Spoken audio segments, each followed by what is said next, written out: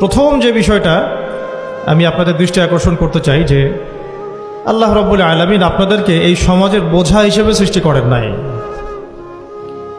আল্লাহ রাব্বুল আলামিন আপনাদেরকে এই সমাজের বোঝা হিসেবে সৃষ্টি করেননি, বরং আল্লাহ রাব্বুল আলামিন আপনাদেরকে এই উম্মতের একটা গর্বিত অংশীদার হিসেবে সৃষ্টি করেছে।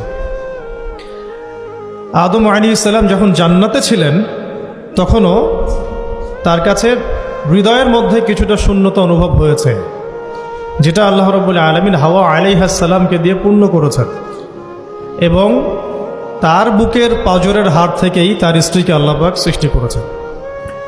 এবং উভয়ের প্রতি আল্লাহ পাকের নির্দেশ কিন্তু সমান ছিল। এমন না যে আদম আলাইহিস সালামকে বলা হয়েছে এই গাছের কাছেও যেও না, হাওয়া আলাইহিস সালামকে বলা হয় না, এই ব্যাপারটা কিন্তু এমন নয়, বরং উভয়ের প্রতি সমান আদেশ ছিল। ওয়ালা তাকরাবা হাদিহিশ শাজারা, তাকরাবা শব্দটা দ্বিবচন, তোমরা দুজনের কেউই এই গাছের কাছে যাবে না।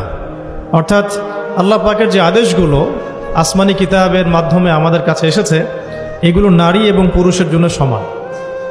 ক্ষেত্র বিশেষে কিছু কিছু সূরতে আমলের, চলাফেরার, উসুলের কিছু পার্থক্য আছে, কিন্তু আমভাবে প্রত্যেকটা নসিহত এবং আদেশ কিন্তু নারী পুরুষ সবার জন্য সমান।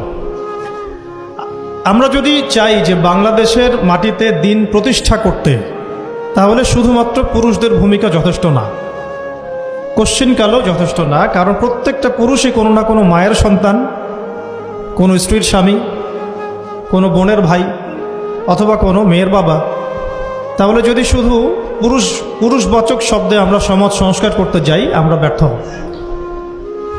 দুঃখের সাথে বলতে হচ্ছে এটা, কিছু কিছু ক্ষেত্রে আমাদের আত্মসমালোচনার দরকার আছে। আমরা পুরুষদের মধ্যে যে পরিমাণ মেহনত করেছি, করছি এবং করার পরিকল্পনা করছি, তার 50% আমরা মেয়েদেরকে নিয়ে ফিকির করছি না।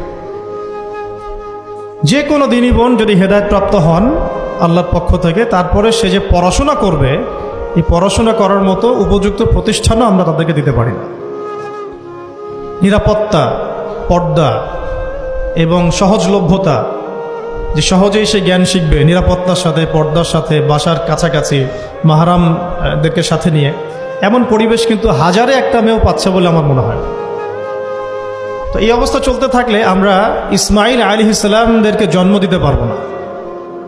যদি প্রত্যেকটা পরিবারের কর্তা ইব্রাহিম না হন এবং মায়েরা হাজরা আলাইহিস সালাম এবং সারা আলাইহিস সালামের মতো না হন, তাহলে তো ইসমাইলি প্রজন্ম আমরা জন্ম দিতে পারবো না।